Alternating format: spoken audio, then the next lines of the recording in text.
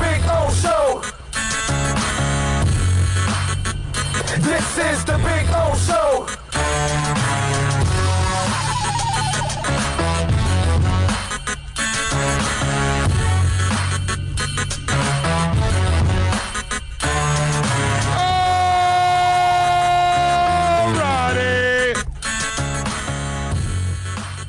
Welcome aboard, boys and girls. Yes, we are back. We're back. We're ready to have some fun on the show. Coming to you live from the beautiful Inter Miami CF Stadium. Thank you all out there, as always, for tuning in and supporting us here on the podcast. You make it sound as if you haven't been hanging out here already all day. Yeah, I know, but we haven't been hanging out with the folks here on the podcast. Not at all. No, yeah, miss you guys. We have been gone for the last 2 days, unfortunately, because of all the things that are going on. But we're back for today. Give you a little bit of broadcast now, and have a little fun and talk a little sports. Talk a little what's it called? A little football, a little Dolphins, a little Miami Heat. You know, so it's a beautiful thing. And remember, you all, if you want to get in, all you got to do is dial 786-322-1105. That's 786-322-1105 is the text line if you want to get in on the program here on the show. Thank you very much. All right, so we got a bunch of things today to talk about. We've got the Heat tonight, opening up against the Magic. I think it's going to be a different Heat team. I know, well, last year they went 3-1 against the Magic. And so I know that in recent years they've been a pain in the ass for Miami. I kind of like this team to come out guns a-blazing because people have underestimated the Miami Heat. And you know what I love about one of the off seasons, this off season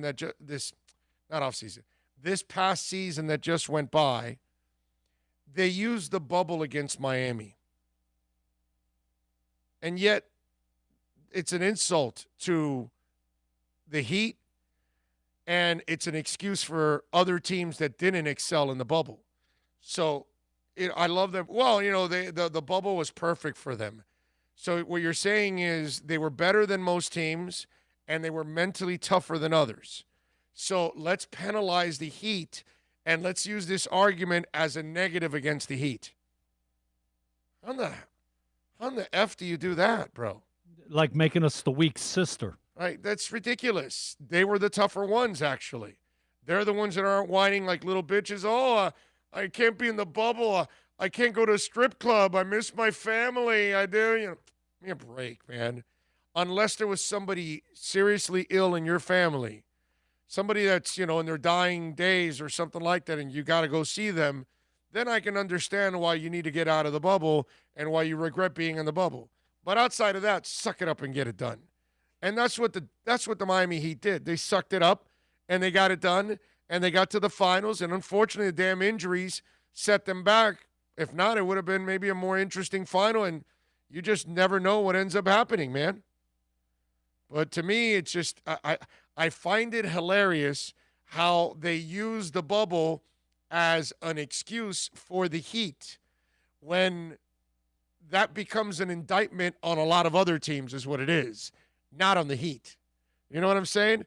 So that to me is the part that I just kind of find interesting, how people spun that and spun it into a negative when everything that the Heat did last year in the bubble, it's all positive. You know what I mean? I get it. They were mentally tougher than others. But that's kind of what this organization's all about. That's what they've been from the get-go. Does Spo ever make excuses? Never. The guy could have 7 players available to dress. Okay? Everybody else is injured, COVID, out, whatever. They lose by 25 points to the Lakers. And then the reporter after says, well, Coach, you know, you were injured. No, we had enough. That's Spo. It's like, no, wait a minute, dude. You had 7 guys. How do you mean you have enough? No, we had enough. You never see the guy make excuses. You never see them point fingers. And they expect the same from their players. So we're going to penalize the Heat because they were mentally tougher than most teams, because they were physically tougher than most teams. Get the hell out of here. I mean, that to me is like, really? That's how we're going to do it now? We're going to spin something to your convenience? Come on. That's just, it's insulting at every level. Let's put it that way. 786-322-1105. That's 786-322-1105. If you want to get in on the program, many ways to reach out to us. Remember, you can also reach out to us on Twitter at Big O Show. Make sure you follow us there. Don't forget to go to Caneswear, a proud sponsor of our program, 2511 South University Drive in Davie. Go see Brett and all the great people out there. You can call them if you need anything, whether it's Caneswear, Inter Miami, Miami Dolphins, Miami Heat, Miami Marlins, Florida Panthers. They got it all for you. 954-835-5597. That's 954-835-5597. And they've got free shipping on orders over $99. So check it out. Get a mask. Okay, you can actually get a UM mask there if you want. Have all kinds of masks, but just saying, you want a mask? Get one. Stay healthy. Stay safe, please. What do we got here on the on the roll call? Let's see. Julius 305 was first. Damn. Excuse me.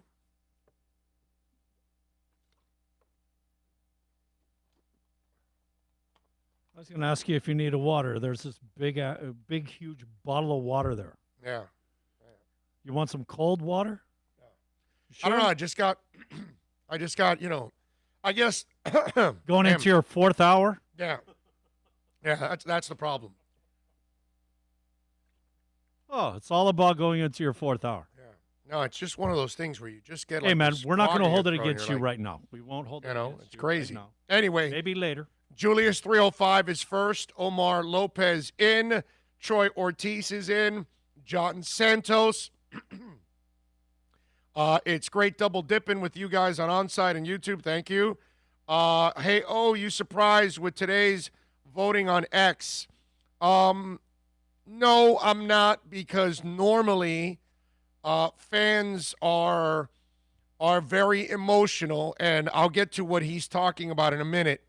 And you can check it out if you want at Big O Show, Anime Pro, and vote on the poll there. I'm going to get into that in just a second. Let me finish here with the roll call. Clifton says, I said Clemson by 35. I was wrong, but not by much. Ricky Perez says, what's up, Big O and Bill? Haven't been on in a while. Merry Christmas to you guys and a very prosperous Happy New Year. Keep up the great work. God bless you guys. Thank you. I was wondering where Ricky had gone, man. We hadn't heard from him since that day over at Craig's Inn, pretty much. Yeah. Well, glad you're back, bro. Yes. Moneyman is in. Joe Tesori. Big O, how excited you once to get some weapons. Oh, yes. I'm excited already. I've been excited about the Dolphins since last year in the rebuild, because I kind of expected what's not this fast. Don't get me wrong here, okay? I did not expect them to win maybe 10 or 11 games this year. I didn't expect them to win 9. That I'm not saying. But I expected the team to be good and that we were headed in the right direction. If you listen to this podcast for over a year now, you know that I've been extremely positive about all these changes. And I told you the people that were taking over, they knew what the hell they were doing. The only guy I didn't know was Flo. And obviously he's grown on all of us. So I'm excited, but you're right. Once Tua gets the weapons, it's going to be scary. GP Trap is in. Thank you, sir. He was also on Onside. Let's see. Willie is in. Says, I've been super busy. Well, Willie, thank you for stopping in. We appreciate you. Big O, do you think they trade back if the Finns have a top 5 pick? No. If you have a chance to get a wide receiver right there, get the best wide receiver in the draft. Take advantage. That's what I would do.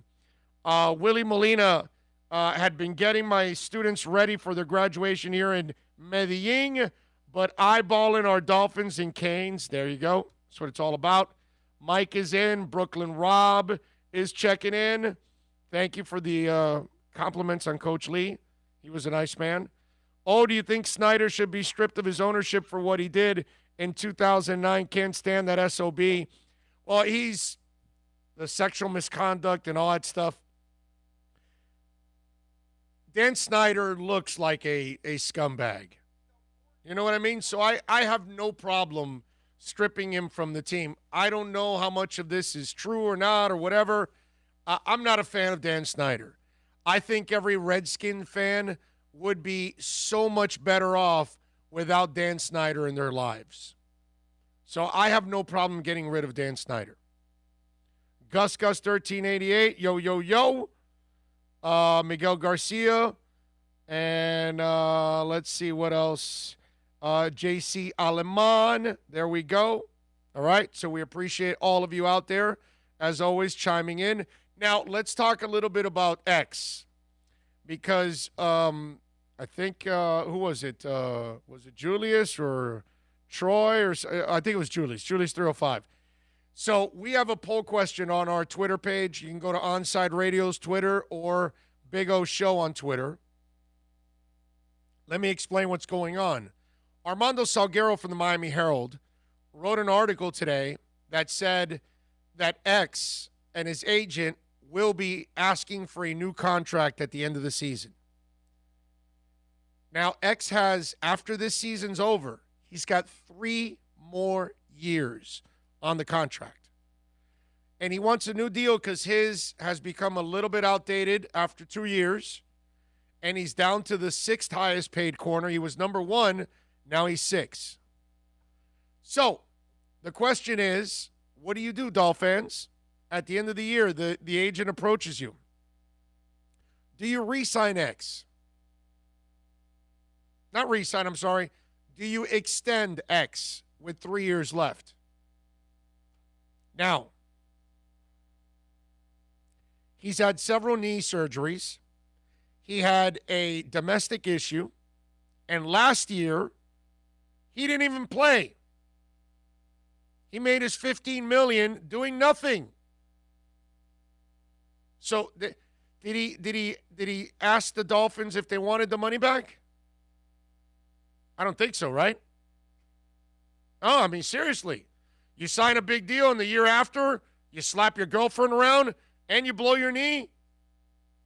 You didn't offer the money back, right? So had a full year. So my question is, what do you do with X at the end of the year if he does that? I'm telling you, this is what you do. You tell him, I'm sorry, X. We're not talking contract now. You're under contract.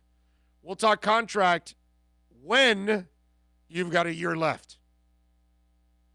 After that, after the 22 season, that summer, before you go into 23, we'll extend you, and we'll talk then. You set a terrible precedent, and you send a terrible message to your entire – in fact, put it this way. If you renegotiate X this offseason, and next year Byron Jones has a great year, and then he says, hey, no, I need to renegotiate mine now. No, but you got a couple years. No, you did it with X. Got to do it with me. See what I'm saying? You can't do that. You can't renegotiate a contract with 3 years left. That sets a terrible precedent, and that sends a message to every agent that's on your team and every agent outside that, hey, that's a team right there that we can force. No contract is a contract. You can sign a deal, and if it becomes outdated in a year, we'll just walk up to the front office and say, we want a new deal because you gave it to everybody else, and they're going to give it to us. So you can't do it. So I got a poll question out there. That's me. Okay? What would you do? Do you give X a new contract? Or do you trade him? See, because the problem is, once you start demanding a new contract and you don't get it, then what happens? So, like the Laramie Tunsil deal, we'll take the picks. Here's the player. You give him $30 million a year, and we'll save our cap space. And we'll just keep picking. And now we got Austin Jackson, and we don't have to pay him for 5 years. It'll be 4, because that 5th year, you'll negotiate in between the 4th and 5th seasons. That's what you normally do. So for 4 years, you don't have to pay the money you've been paying Laramie Tunsil. So you're going to spend well over $100 million, and Miami is going to spend in the next 4 years on Austin Jackson maybe 20. It's a hell of a deal, right? And the guy that's running the team, I want to remind you of this. He signed Byron Jones. He found Nick Needham. He drafted the free safety. The Jones kid. The Jones kid from Texas? Is that who you're thinking of? He drafted Brandon Jones. Yep. I'm talking about the free safety. That's the strong safety. Oh, Bobby McCain. Oh, Bobby McCain. And he drafted Noah, which I think eventually Noah will turn into a player. But my point is, no problem in the secondary. Exactly. He could find plenty of bodies. Plenty of bodies. He could find people in the secondary. My Lord. He identified the right guy in free agency, found Nick Needham undrafted, drafted Brandon Jones, and drafted Bobby McCain. And I know Noah's going to – and if you watch Noah, he played better when this guy went out with an injury recently. Yeah, he didn't look lost. No, not at all. He did his job. The second go-around, he looked better. Rookie, bro. They learn. It takes them a little while. With no camp. Right. No preseason. Come on. So the poll question's there. You can give me an answer if you want on the YouTube chat board. What do you do with X? What do you do? I like your idea because honestly, where we're about to go, players are going to want to be on this team. That's right. And it's, dude, if you don't want to be here, like Minka, here's the door, man. Right. And look, like Bromar just put X is the best CB in the game. Maybe he is. You're probably right. If he's not the best, he's number 2, number 3, whatever. We're splitting hairs. He is the best ball hawk. Corner. But how long will he be the best? How long would those knees hold up? Will he have another issue domestically? Those are things you have to ask yourself. And are you willing to open up Pandora's box by renegotiating a contract that has 3 years left on it? You're creating future headaches for yourself, right? A ton of headaches. Yeah. A ton of headaches. There's going to be a bunch of guys, we see it, that are playing at a level that you're not kind of going to be paying them at. Right. And that's the advantage of the rookie contracts. And there's a bunch of them, they're going to fall in this category. That's right. So that's the question. What is it? And right now, the voting is dead even at 50-50 right now. According to Dolphins writer Armando Salguero, cornerback Xavier Howard will demand a new contract this offseason, even though he has 3 years remaining on his current deal. Would you renegotiate a new deal or trade him? Yes, we can't lose him, 50% of the vote. No, too much risk, 50% of the vote. It's pretty interesting stuff. If you get 2 1s, your ability to replace, yep. Right? Yep. You got to, because it won't be just 2 1s. That guy will be like the other corners that we've seen that went from Jacksonville to the Rams. Jalen Ramsey? The kid from the Jets that went to Seattle. Jamal Adams? Yeah. What have they got? A couple of 1s and 2 or 3. Yeah, man. You're getting a boatload. Mike has a great point. He goes, 3 years is a lot of time for a player to regress. Boom. That's why I'm saying. Especially with the bad knee. And domestic issues. I'm not giving you a new contract. Dude, I need to see you be a good citizen for at least 2 more years. Just because a year ago, you were with a knee injury and you were hitting your girlfriend, fiance, wife, whatever it is. I'm not sure. Still a woman. I don't care. So a year later, you're going to be demanding a new contract? Get out of here, bro. Get the F out of here. Okay? I said it on Onside. I'll say it here. I'm Chris Greer, and that agent comes to me. I'm going to look at him and say, dude, a year ago he was slapping around a woman, and he was out for a year, and we paid him for nothing. Get the hell out of here. Get out of my office. We'll talk in 2 years. I'm not renegotiating something for 3 years. Get out of here. Leave me alone. Don't insult me anymore, and don't ever come to me about renegotiating a contract that's got 3 years left. Nobody gets that. Get out of here. That's what I would tell the agent. Don't ever insult me like that again. You want to create problems? We got a team that's all on the same page. And if X doesn't want to be on the same page, we'll find somewhere else. Okay? He signed a contract. We honored it last year, right? Well, you're going to honor it for the next 2 years. And then we'll talk. That would be me. Okay? I would put that agent in his place. So he knows not just for X, that if he ever has another player again, I'll sit when I'm negotiating the contract. I'm going to look at him and go, hey, you see this contract he's signing? Don't come to me next year or the year after to renegotiate like you did with X.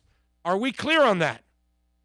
And I will need to see him say yes. That's what I would do to that agent. I would put his ass in his place. Okay? I find it insulting that X would ask for a contract. Well, that is like, dude, do you remember where you were a year ago? You're still on double secret probation. Let me tell you that. Okay? You ever watched Animal House? Huh, kid? I doubt he has. Well, I tell him, hey, go watch Animal House. You're like Delta House. You're on double secret probation. A year ago, you had domestic issues. You think I'm going to give you more money now just because you were on good behavior for a year? Get out of here. Let's go. Seriously. The only time those contracts get renegotiated is when the team needs to find money, right? And that's for the team, right? Not the player. Got 3 years left. And you're doing it with a player that already has a great track record normally. So you want him to be a part of your organization for 5 or 6 more years, no doubt. Right. So X doesn't have a great track record yet. Okay? What you do on the field, and remember, I had this conversation, okay? Here's another little tangent that I'll go on to give it to you a different story. Randy Moss just came out recently and declared that he's the best receiver of all time and T.O. second and that Jerry Rice is third and fourth. Let me explain something to Randy Moss and to T.O. Those guys, they can dream all they want, okay? They will never be in Jerry Rice's category. They will never be in Jerry Rice's stratosphere. Why? Because, see, the problem with a lot of people out there is they are in love with just the talent itself. And so if you want to tell me that Randy Moss is the most gifted wide receiver you've ever seen on the field, okay, long, can jump through the roof, can fly at 4.2. I got you, bro. I'm good. You want to call him that? That's fine. But when you want to be the best, okay, Ezekiel Elliott is a hell of a running back. Okay? Listen to me. A hell of a running back. He'll never be Walter Payton. Listen to me again. He'll never be Walter Payton. Because part of being that Hall of Famer, part of being an all-time great is that you also bring the leadership with it, the character, the consistency, the accountability. That's something that Randy Moss did not have. Randy Moss took plays off. Hell, he took a whole season off with the Raiders. Okay? Randy Moss is the guy that could not stay in New England because he had to also complain about money. Jerry Rice was always running his routes, even if it went to Brent Jones, even if it went to Jonathan Taylor, even if it went to T.O. He was still going to sell his route, not Randy. So let's not compare ever certain Hall of Famers to other Hall of Famers. Some guys are in because of their stats and their talent. And other guys are in because they had stats, talent, and their character was incredibly impeccable. So there's a lot of guys that earned the stats. Dwight Howard earned the stats to be in the Hall of Fame, and he will get to the Hall of Fame. Is he David Robinson? Is he Tim Duncan? Is he Kareem Abdul-Jabbar? You understand what I'm saying?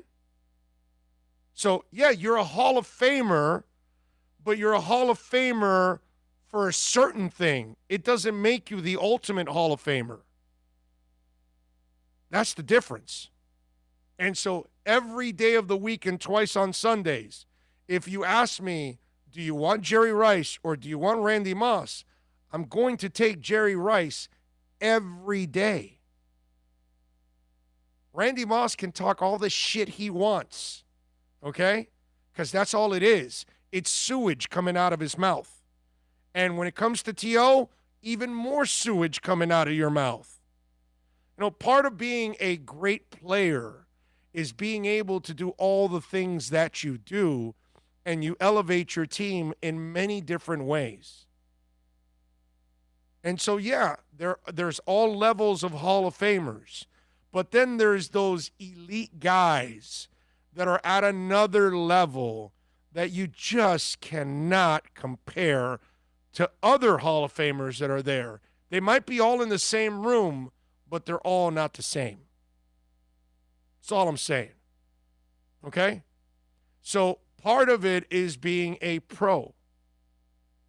And X is a guy that, what, you've been a pro for a few months now? What happened last year, dude? So what happened in 2019? What's your excuse? So we're supposed to forget about it? Get the hell out of here, bro.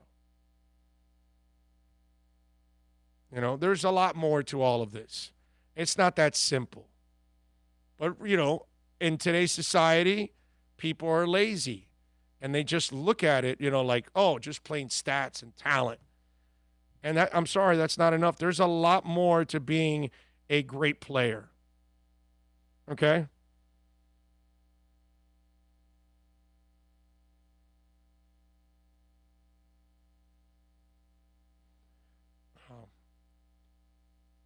You know, it's just, it's one of those things where those guys constantly show their colors and right. make an ass of themselves. Yes. And they are what they are. Yeah. And you know what it comes down to? Class. Having class or not having class. Just, you know. Remember when Terrell was, oh, well, I won't go to the Hall of Fame.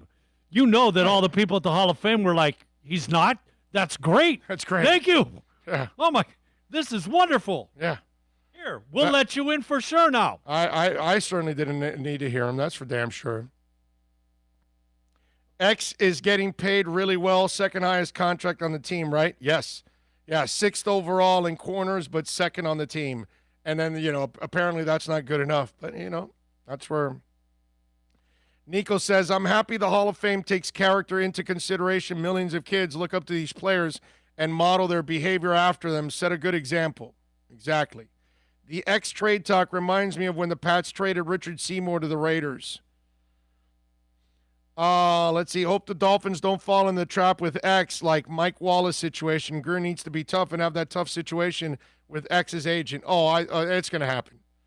I don't think this is a different Dolphin organization. I keep telling everybody this. They're not going to be doing a lot of the stupid things that happened in the past. Dolphins can restructure that contract now, maybe by adding more guaranteed money. Get over it now because you don't want to pay this guy at 30 years old. Yeah, but he wants an extension. That means he wants more guarantees on top of it. And that's not what you want. That's not. I don't even. You know what, Miami Kid Jay? I wouldn't even give him more guarantees. I'm sorry. He's barely a year removed from domestic issues and a knee. I can't. I just don't think it's. I don't think it's smart. I think you got to earn that, just on and off the field. You know. Frank says X was rumored to be on the block in the offseason, so I encourage. I don't believe he was on the block, by the way, Frank. If you believe that, you're naive as hell. Just want you to know that. He's coming off a domestic issue last offseason and a knee injury. Think about that, Frank. Think about how incredibly stupid that entire scenario is. Anybody that wrote that, anybody that even entertained it, and anybody that thinks the Dolphins were trying to trade a guy at his lowest point, okay? That's where, Frank, whoever you read that story from, and if you believe it, then you don't understand football either. But I just want you to know that whoever wrote that or talked about it didn't understand football either and doesn't understand what's going on. Because anybody with a brain, you just gave him a fat-ass salary and a fat-ass contract. You're going to now trade him a year later and accelerate all that money into your cap. Come on. That's why I tell you, Frank, that if you believe that, then you don't know football. But wherever you read it from, they don't know football. Okay? Fiddle that thing because I can't hear myself. So, there we go. That was just the most ridiculous story in the offseason. I kept telling all of you that. If you listen to this one, I know, Frank, you say just passing on a rumor. Well, I'm telling you. I get you're passing on a rumor. I'm telling you. Whoever wrote that rumor doesn't know shit about football. And Frank, if you believed it, you don't know shit about football. That's it. I'm not telling you you don't. I'm just telling you, if you do believe that, you don't know shit about football. And I can tell you, whoever wrote that rumor, go look at that writer. Don't ever follow them again. So I'm telling you, they don't know football. That's it. That's all.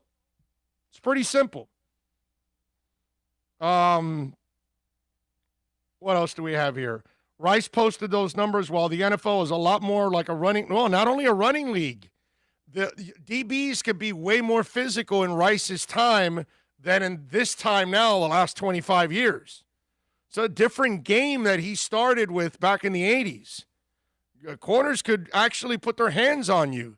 That 5-yard rule, I don't know what year it came in, but I want to say it's somewhere in the 90s, like late 90s, maybe early 2000s or something, where that 5-yard rule came in. Players were able to put their hands on you all the way downfield.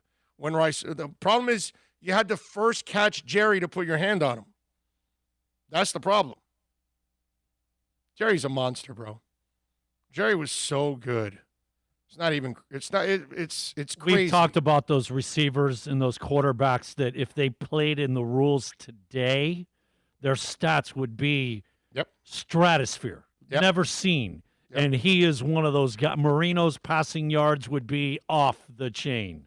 Oh, God, in today's world, 6,000-7,000 yards easy. With the Marx brothers, oh, my God. Clifton says Rice is the GOAT.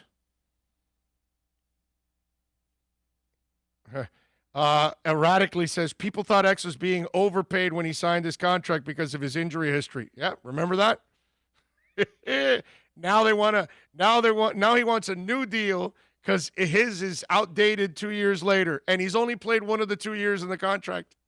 Is that awesome or what? Here's a dude that slaps a woman around, blows his knee,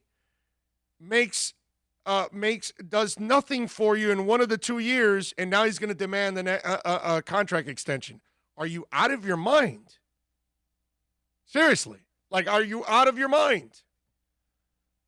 And that's where this place is different. And they're going to say, no, man. Now, you won't play in this deal? Fine. You don't? We'll accommodate you. We'll move you. And that's it. And if he wants to go to another place, then go for it, bro. We'll send you to some cold-ass place, and you're done. If I was Tannenbaum dealing with X's contract, I would be worried. I trust Greer to keep both parties happy without handcuffing the team. That could be right. Well, definitely with the Tannenbaum thing, that would be very scary. Okay? It speaks to X, Howard's character, that we're talking about contract restructuring in the middle of a playoff race. That's Mike. That's more gravy on the mash and roast beef, bro. That's awesome. Meatloaf. I'm sorry, meatloaf, not roast beef. That would be wrong. Although a little gravy on roast beef is not that bad, actually. Well, if it's roast beef for a sandwich, no, right.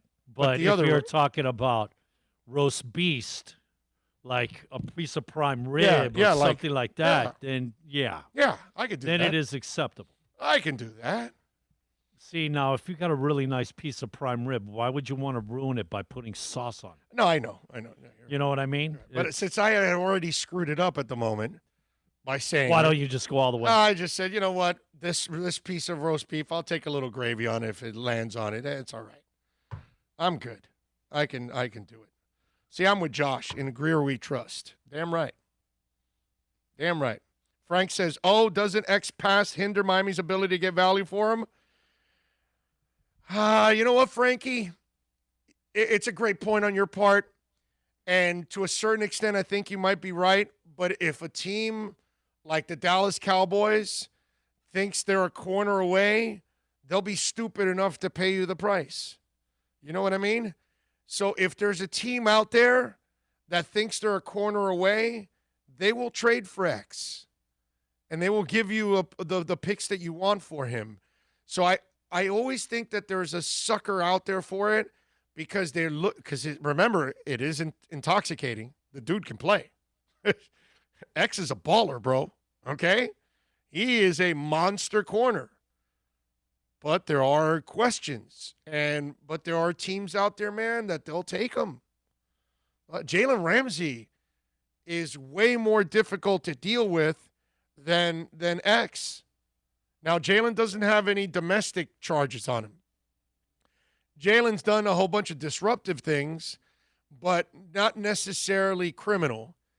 I believe that's how it is. I don't think I remember anything criminal with Jalen. But he's a pain in the ass, and they traded picks for him.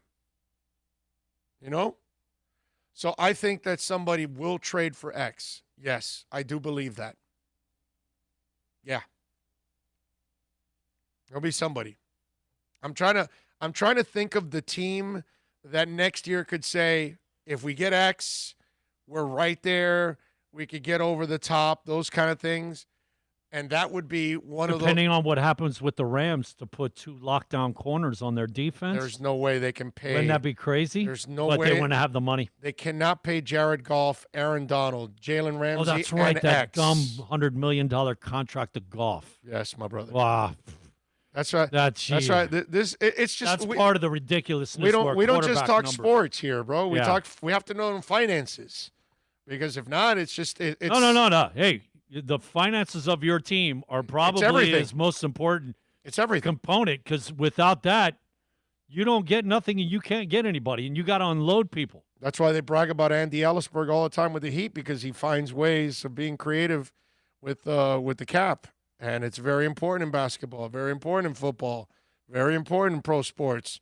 You know, that when especially in basketball, where you have to give and get back the same amount on a trade. Yep. Man, to make that work, that's tough. Mike says open face roast beef sandwich with gravy is excellent.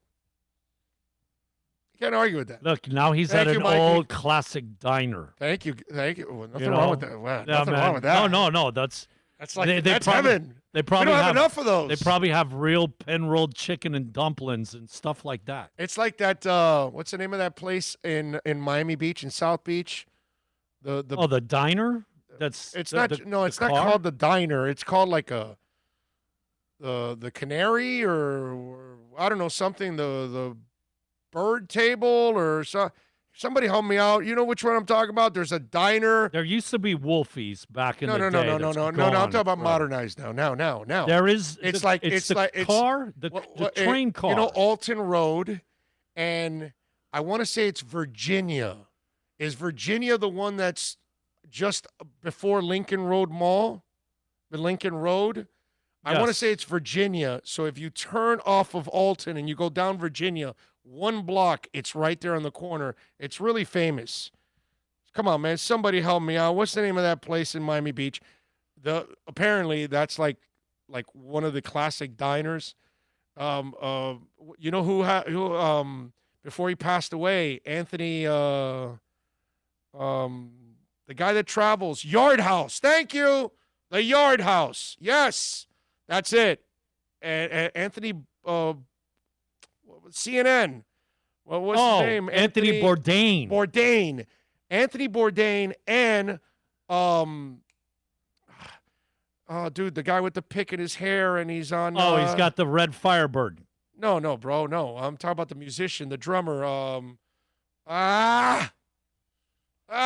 What's the name? Anthony Bourdain, like the Yard House, and no, it's Jimmy Fallon's band, the Roots. Yes, the drummer for the Roots. He's doing the show on CNN now. Yeah. Oh, damn it! Anyway, so Bourdain and him ate at the Yard House. You know, because they were talking. Because you know, Bourdain goes to all the great places to eat, and the Yard House is one of those spots. His favorite bar was actually the Deuce. Oh yeah, that used to be Mickey Rourke's, and you could go in there and get 2 for $1s all day long. Can you really be considered a South Floridian if you've never visited the Deuce?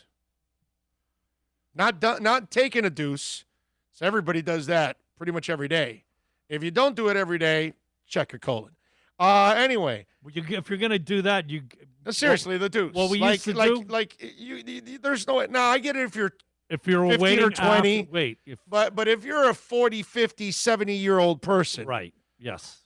If you you've been around. You had to have gone to South Beach for one moment and stopped by the Deuce.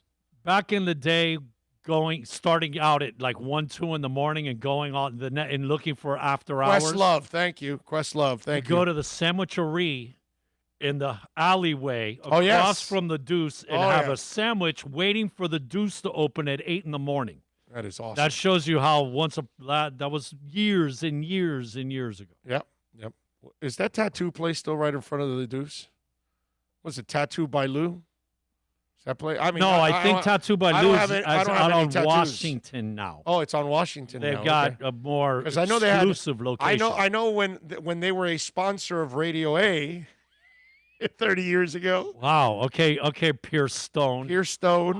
When they were a sponsor, because I did an alternative radio show 30 years ago on WWNN, I think it was, or no, WNB or something. It was a signal that was in South Beach. What was your DJ name, Pierce Stone was the name that I took for that alternative. So if you ever were listening, no, actually, it wasn't on that AM. Well, no, I did do it on the AM station for a short time, but then on 90 point something, I forgot it's like a public thing that I had Radio A on there for several months. And we were playing all kinds of alternative music, and my name was Pierce Stone. And so we would put out the flyers all throughout South Beach. I was in my 20s doing this. And I had several sponsors in South Beach. We did pretty well, actually. Considering everything, it was actually really, really good. We had Stefano's on South Beach. We had Tattoo by Lou on South Beach. We had I want to say like 6 or 7 local businesses were really kind and helping us out with that. And that was fun, man. That was fun. It was a Miami version of Wayne's World. Like I told you, I would never do terrestrial radio ever again in my life. I am done. I'm past that. The only thing that I would give a chance too, is to be a rock DJ. And it has to be a rock DJ, okay? Because that's really, that's. You want to do EDM, bro? It's funny. I watched a special on Coachella last night. It was like a 2-hour special that I think it's Showtime that had it or something, and it was a really cool special about how Coachella, how the origins of it and how it developed, and then how actually it helped EDM music survive, because after there was a concert somewhere there was all kinds of destruction, and so people all started thinking that EDM was only music and drugs. And because I forgot the concert that they had. The concert was like a week or two before the first Coachella, okay? And so people were like, what are you doing? You're having a concert, you're going to have, house music and all that, and it's just druggies and all that, which is, dude, that's been like the norm for like 50 years. Like, oh, psychedelic music. Oh, it's just drugs and music. And, there are some of us that aren't taking acid. We're just like enjoying the music, but whatever. And so it talks about how it Diplo and all these people. What's the Asian dude that's really famous? That he has the cakes and all that. What's his name? You see, look at that. I know more about EDM than you do. Dude, if you're talking about what's this? No, dude, you know him. Swedish House Mafia. Swedish House Mafia was on there. Of course. All of them were on there. Zed. But what's the name of the Asian dude? Damn it. I can't. I'm drawing a Come blank. on, somebody help me out there. But anyway, so they all like credited Coachella for keeping the music alive when the country wanted to kill it. And they showed a clip of Joe Biden. Okay, this is like 20-something years ago. Joe Biden talking about, well, what I would do is all these raves and house parties, I would go after their landlords.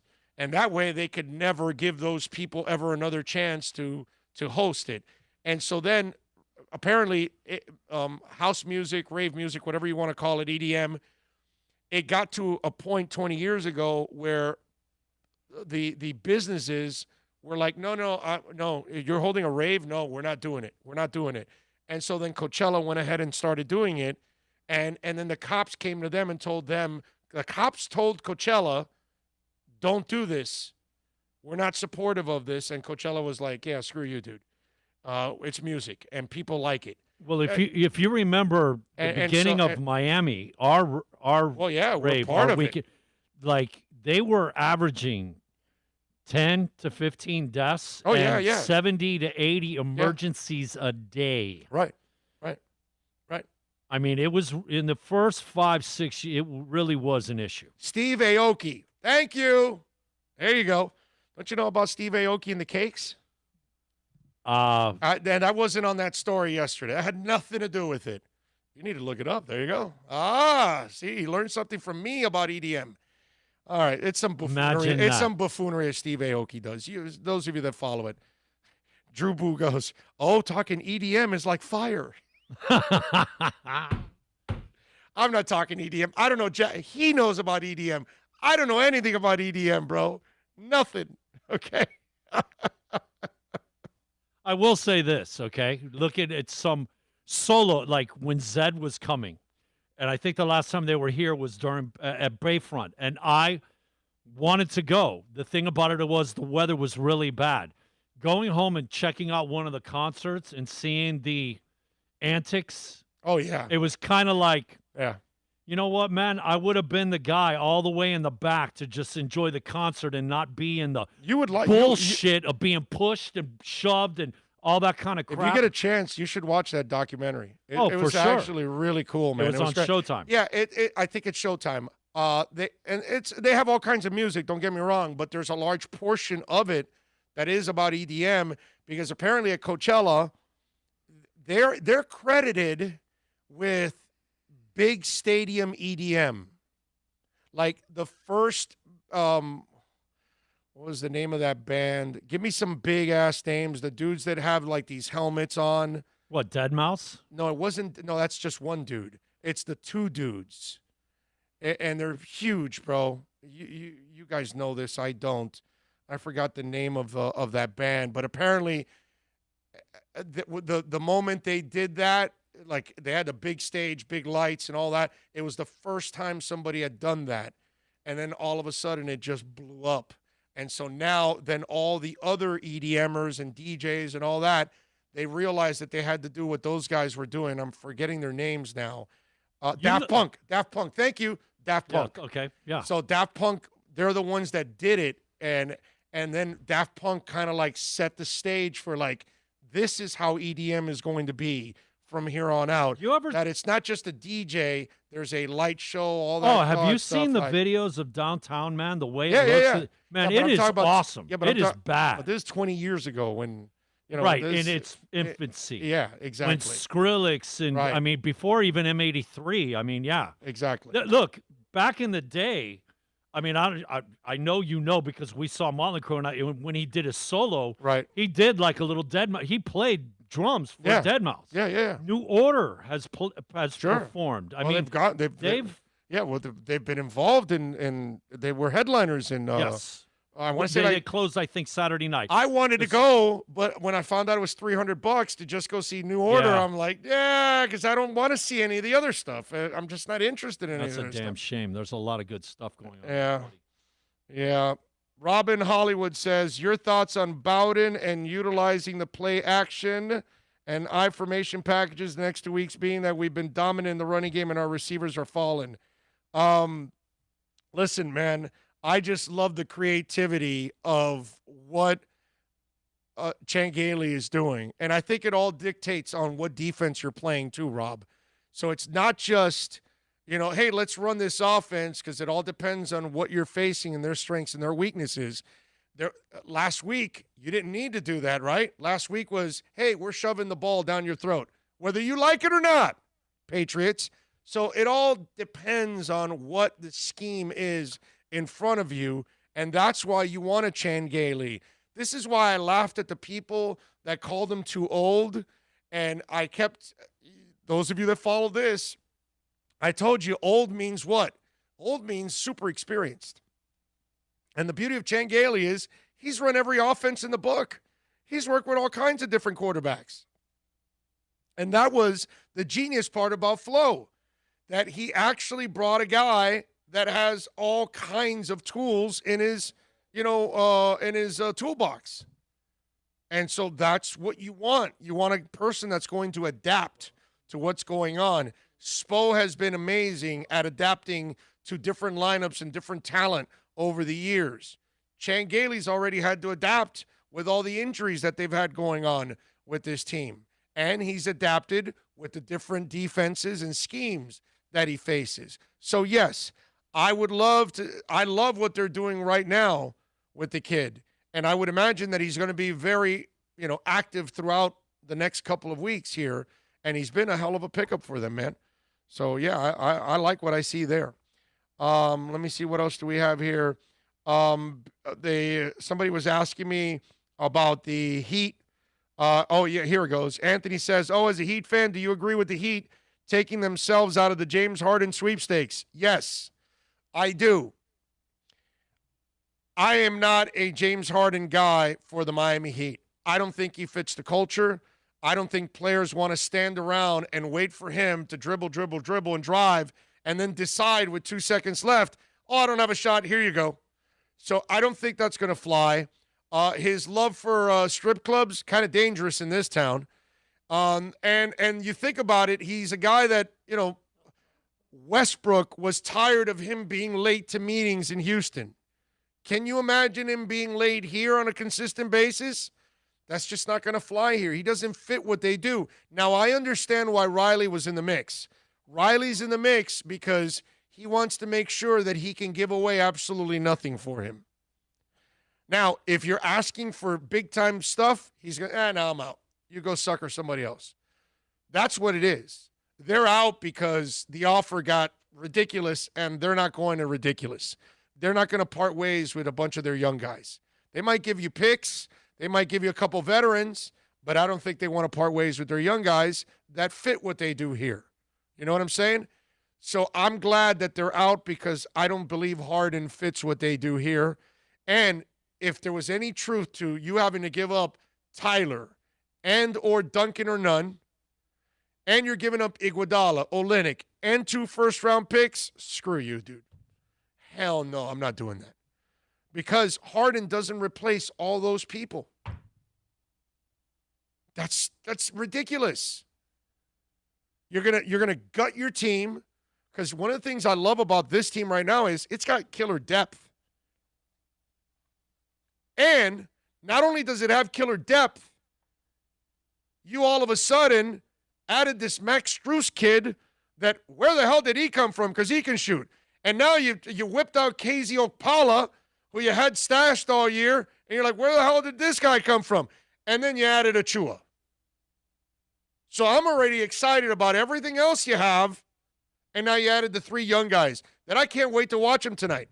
Watch Strus not play a minute. Whatever. But anyway, I'm just saying, it's just, I like this new Heat. I love the old Heat. I love the old philosophy of Riley and the veterans and all that, and it paid off, and you got 3 titles. But I really like what they're doing now, that they're focused on the draft. They're unearthing talent from the draft. They're finding talent in street free agency. So if you're able to find young players, because in today's world, the talent is slipping through the cracks because a lot of kids only going to school for 1 year. So you don't really get a feel for them. You don't really know what they're all about. Mostly us older folks that grew up with 80s and 90s basketball, we saw kids for 3 to 4 years. So you knew them pretty damn well, and scouts knew them to a T. So it was a lot easier to scout, to know what they were, what they're made of, you know, what can they do in certain situations. Nowadays, it's a lot harder. So guys are going to slip through the cracks. And if you're the Heat and you have an eye for talent, you're going to catch a lot of those guys that slip through the cracks. And then you get them and develop them. Gabe Vincent, I want to see. You know, it's just, this is what they do. So I'm glad that they're out of the Harden sweepstakes. I really am. Big O, I'm crazy to see a lot of similarities with Tua and the Dolphins, with Russ and the Seahawks, Brady and Patriots, and Big Ben with the Steelers their first couple of years. Well, let's hope so, man. And let's hope it mirrors a lot of what has happened with a lot of those, which is winning in titles, which would be absolutely amazing. Is Devontae Parker going to play this Saturday? My guess would be yes. I think he will play. All right, let's do this. Let's take a quick break. We got about an hour in right now already, right? Exactly, 58 minutes. All right, good. Fun-filled 58 minutes. 58 straight minutes. Don't forget that EJD Construction is a proud sponsor of our show. So if you're looking to expand that kitchen, modernize it, maybe improve that man cave since you're watching a lot more games at home than ever, or maybe you just want to improve that backyard, call the folks at EJD Construction and tell them that I sent you. 305-433-4843. Save it on that cell phone, 305-433-4843. They've been around for over 16 years, dominating in Dade and Broward County. They've earned a AAA plus rating from Angie's List and the Better Business Bureau. Go to the website, ejdconstruction.com. You'll see a lot of great pictures there for before and afters. And save this number and tell them that Big O sent you. Eric will take care of you. 305-433-4843 for ejdconstruction.com.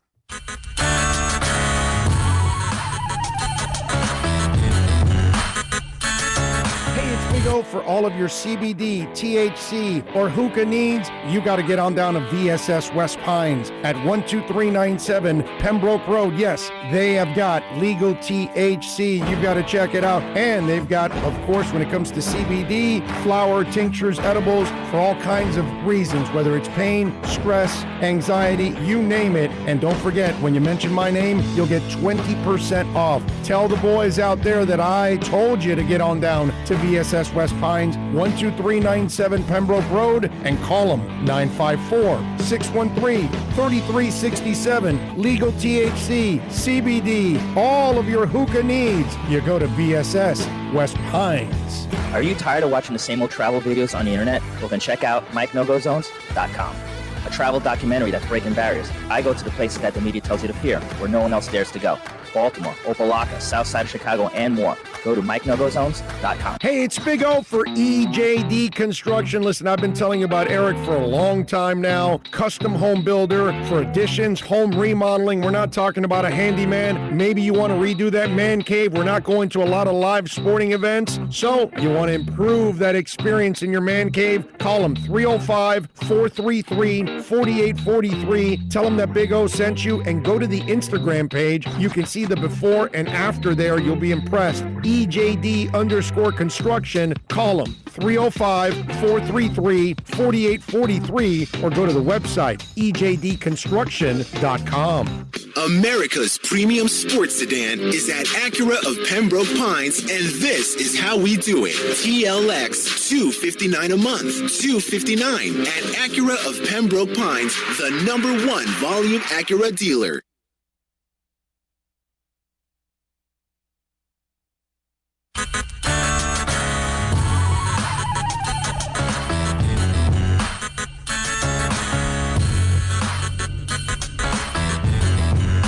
This is the Big O Show. This is the Big O Show.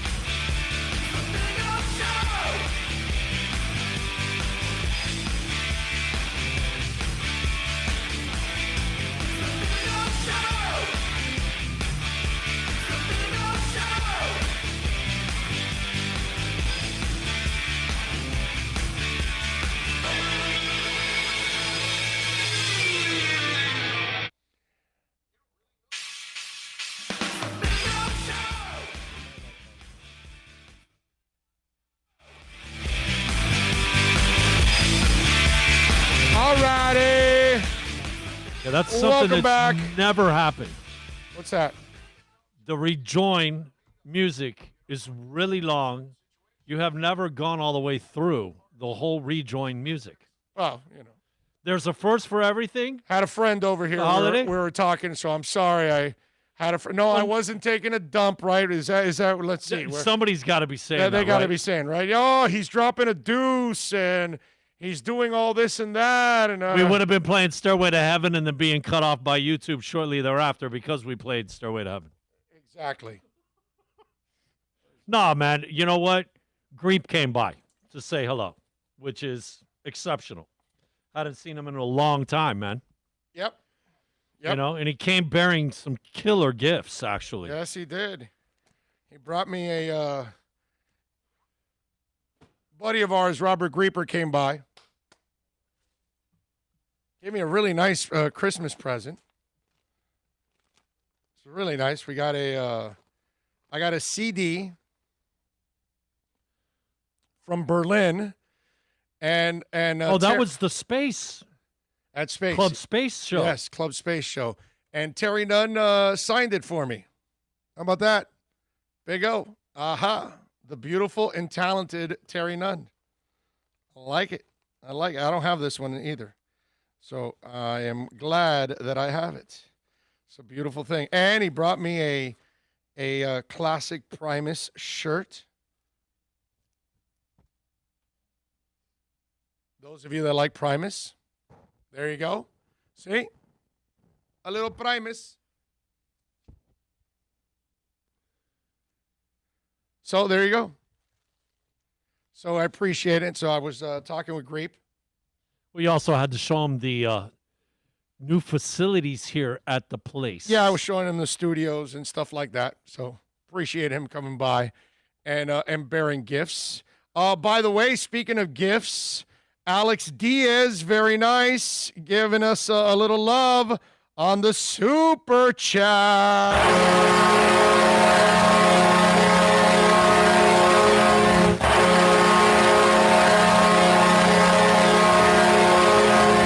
He says, hey, did you see the article saying that the Dolphins made a mistake drafting Tua instead of Herbert?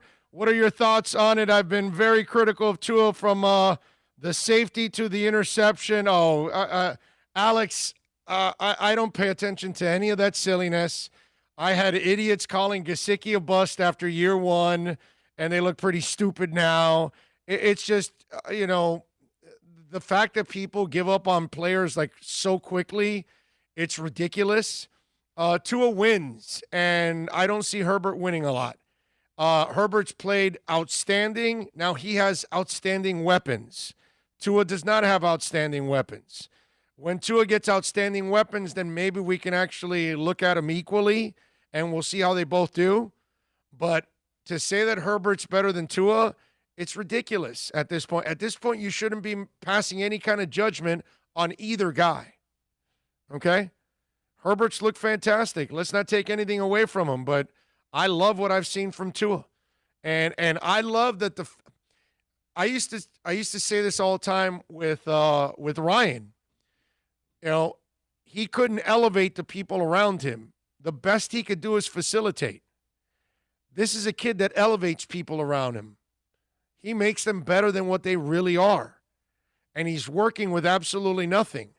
When the Dolphins would lose with absolutely nothing, they would say, well, Tannehill has nothing. Well, they're winning and they have absolutely nothing. I got to give Tua a lot of credit for that. So I love what Tua's doing, and I am not going to complain one bit about either quarterback. Okay, it looks like the Chargers got their guy, and I know Miami got their guy. The only thing I ever worry about with Tua is one thing, and that's the injury history. Outside of that, I don't worry about anything. Drew Boo chiming in with a little super chat.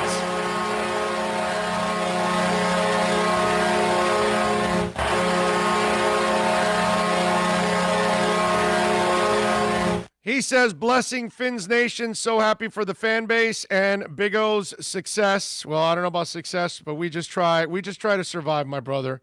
But Drew Boo, thank you as always for giving us a little love there on the super chat. Talking about very Tua, nice. if I'm not mistaken, He does have like the best start of 6 games by a quarterback, a rookie, in blah, blah, 40, 50 years, whatever it is, with the touchdown to interception ratio and the winning. 9-2.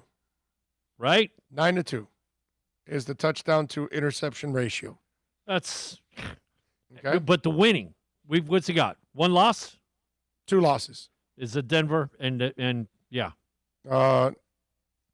Is it 2? No, 1 loss, right? It's just Denver. Maybe it is just Denver, right? All right. No, Kansas City. They lost to Kansas City. Yes. 9. Yeah. So they've 2 only losses. Lost 2 losses. Yes. 2 losses. Tua right now, to give you the stats, he has completed 134 passes of 210 for 63.8%. You want to get that more over the 65 mark. You want to get to 65 to 70, but 63.8 is not bad for a rookie. It's decent. Got 1,359 yards. He's got 9 touchdowns, 2 interceptions. Now, Tua has also rushed for 3 more touchdowns. So he's got 12 total and 2 interceptions because he's got 3 on the ground. That's pretty good. Okay. Rosendo says, my props, Big O, doing onside radio from 11 to 2 and going from there to do your YouTube radio show 4 hours nonstop. You're amazing. Big O, you need to have your own college seminar. You want to give me another job? I don't want another job.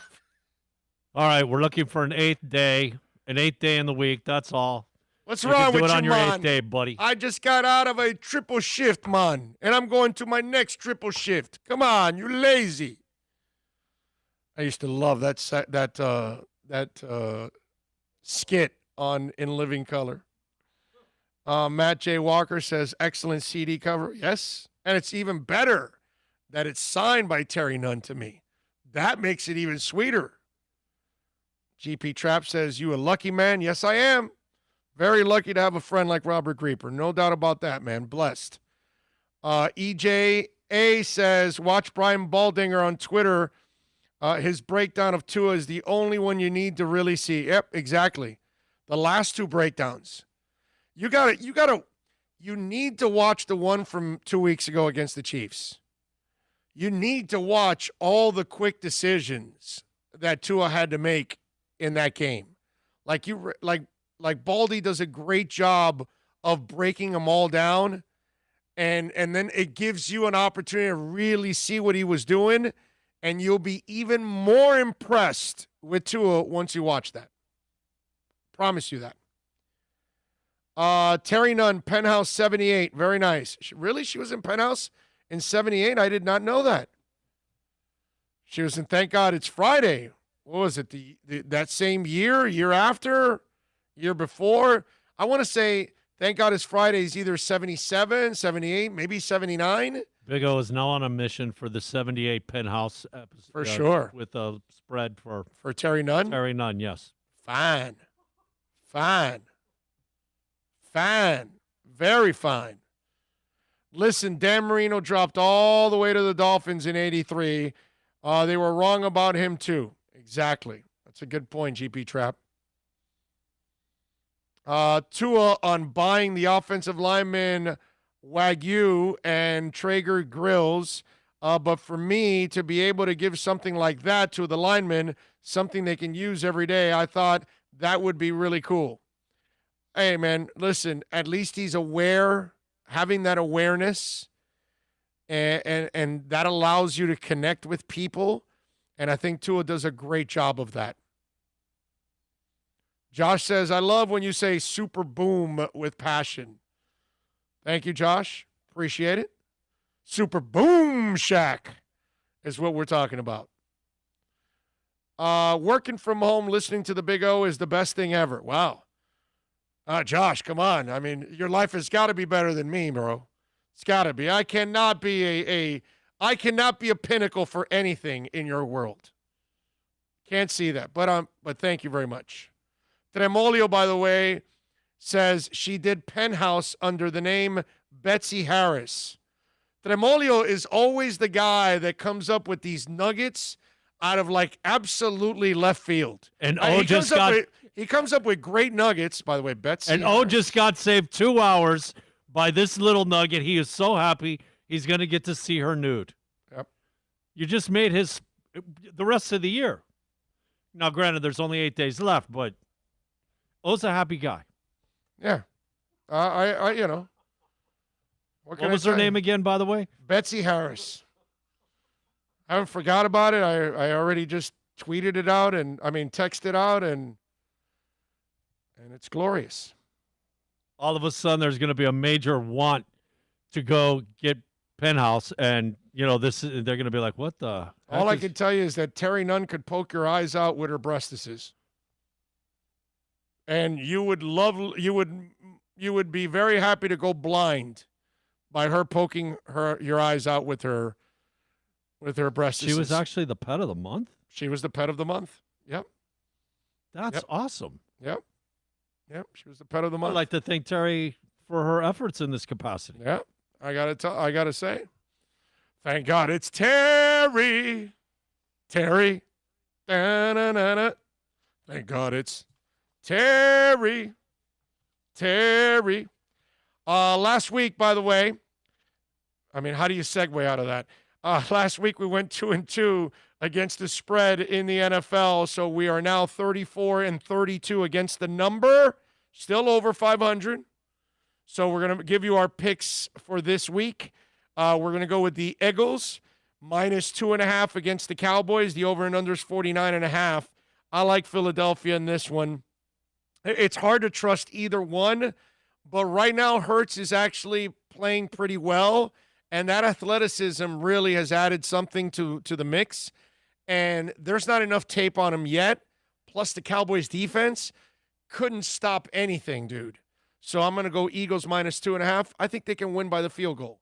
Seahawks are favored by 1.5 against the Rams. What the Rams finally put together last week against the Jets was a good enough argument that says, I don't trust you guys. And since I don't trust the Rams, I trust Russell Wilson a lot more than I trust the Rams. They're in Seattle. I'm going to go with the Seahawks in that nice cold environment against the Rams. I'm going to lay the 1.5 here. I think they easily win by 5, 6, 7 points in this game. Go Seahawks. Colts visiting the Steelers. I think we have now learned that the Steelers are the biggest frauds in the history of the NFL at 11-0. They have now lost 3 in a row. They're 11-3. And they've suffered a couple of injuries, key linebackers that they lost there. And those key linebackers clearly have been a real problem for them, and they haven't been able to overcome, which it's funny to me because I watch the Dolphins constantly lose people, and I watch them constantly overcome all of that. So I got to say, Mike Tomlin has not done a good job of getting them out of that funk, So I'm going to go Colts -1.5. If this was a 3.5 point spread, I wouldn't even touch the game. But I think the Colts at 1.5, they're the better football team right now. They're the better defense right now. They're the better offense right now. So I'm going to go Colts. I'm going to lay the 1.5. Dolphins. This line has gone from 2 to 2.5 to 3. I like the Dolphins in this one -3. The over and under is 47.5. Okay? I just think the Dolphins have been the better team overall. The Raiders' defense is freaking terrible. It is embarrassing. I think Salvon Ahmed and Myles Gaskin are going to have a field day in this game. I think they're going to do their best to keep everybody else off the field for the Raiders. And the Raiders, I don't believe, can burn this secondary with their arm. And I don't believe that Mariota is the guy that can run you to a victory. And I don't believe Derek Carr is going to play with that groin injury. And if he does, well, then I think Miami's going to cause even more problems and terrorize them. Because that defense is going to get after Derek Carr, and I don't think he'll be himself. So lay the 3. Here are the picks. Dolphins -3 against the Raiders. Colts -1.5 against the Steelers. Seahawks -1.5 against the Rams. And the Eagles -2.5 at the Cowboys. I've gone with all the favorites. Let's see if we can get it done. Oh, look out. Super Boom Shack drops it on the Super Chat.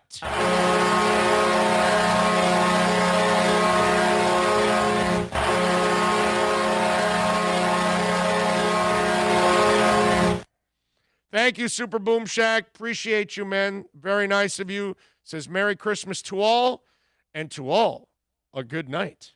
There you go. Don't leave us yet, Super Boom Shack. Stay here. Stay here. Hang out with us for a little while. If the Jags offered just their number one overall in the draft for X, would you do it for the number one overall? Hell yeah. Because then I'm taking Trevor Lawrence and I'm trading him for 3 number one picks. Hells to the yeah. Now, it will never happen because a corner does nothing for them. They need a quarterback. The porn stash is not a quarterback. You know, he's just a guy you're trying. He's just a jag you're using to get by. Okay? So they need more than that. I mean, it's an interesting scenario you bring up. It's not realistic because there's no way that there aren't enough drugs in the world to make them that stupid to want to do that. You know what I'm saying? So it would be awesome. It would be funny as hell that they would do that, but I don't think so. Let's see. At the end of the day, if you're going to pay 3 first-rounders, 1, I just pay X and will probably be cheaper because of his injury from history. Okay? Drew Boo sends in another super chat. Damn, Drew Boo.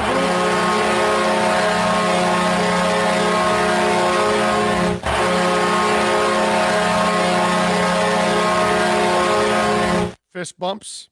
Thank you. The sticker with the fist bumps. I love it.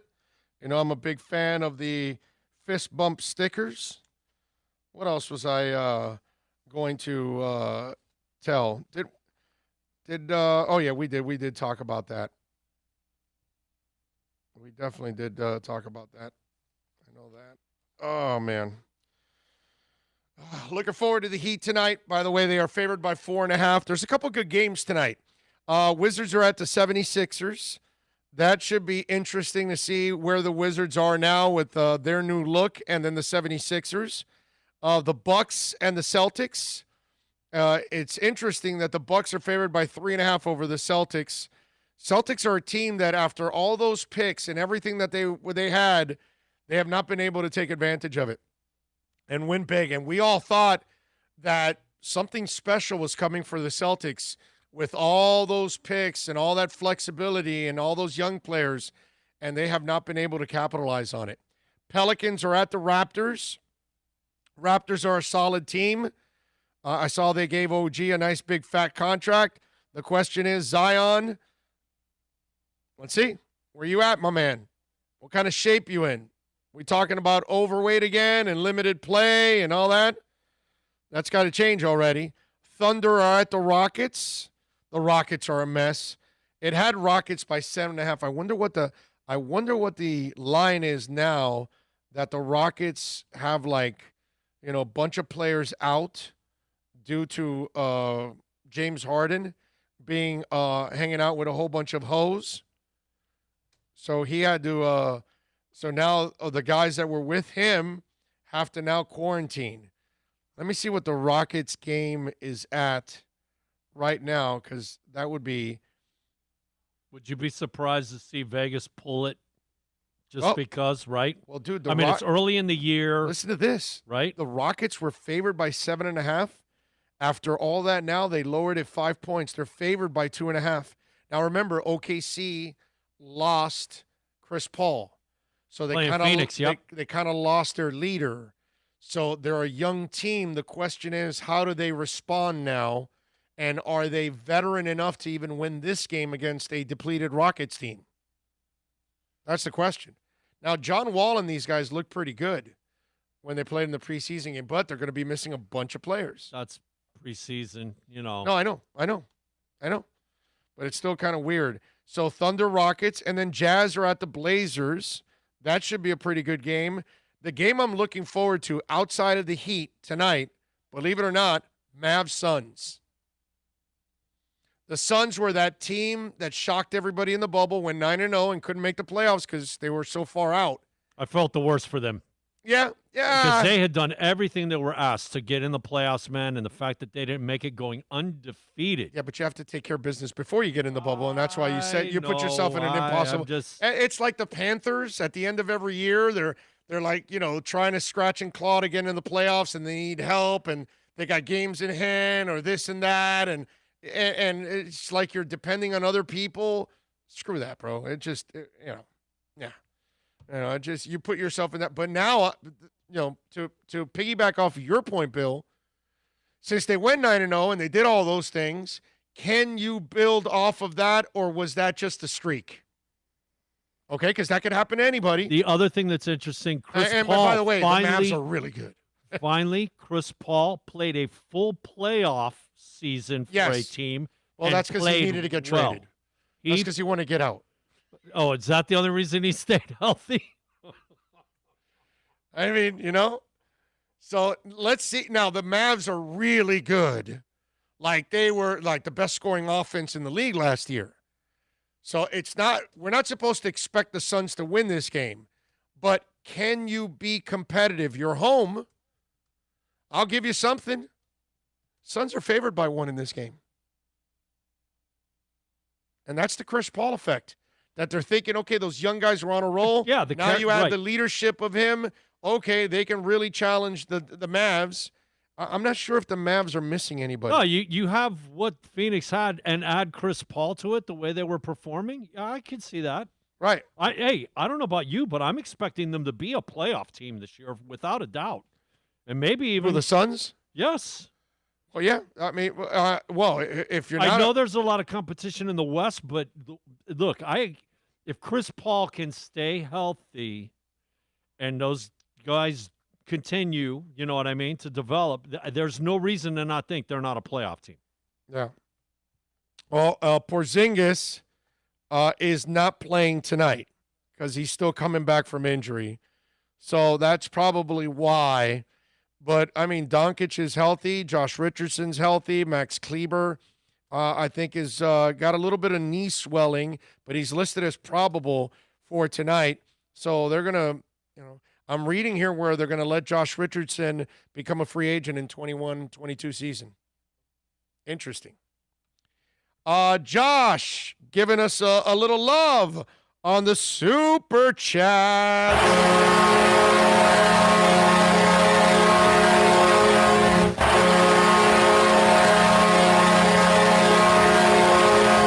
I like it, Josh. Give me the stickers. Yeah, baby. Keep it up. I like it. Rob says, my blood pressure, but Big O is bringing back to life. He has saved my afternoons. I can't believe our local radio here has resorted to being nothing but New York Jets. Oh, yeah, forget about that. Dude, listen to Onside Radio, Rob. Okay, OnsideRadio.com. Download the MyTuner Radio app.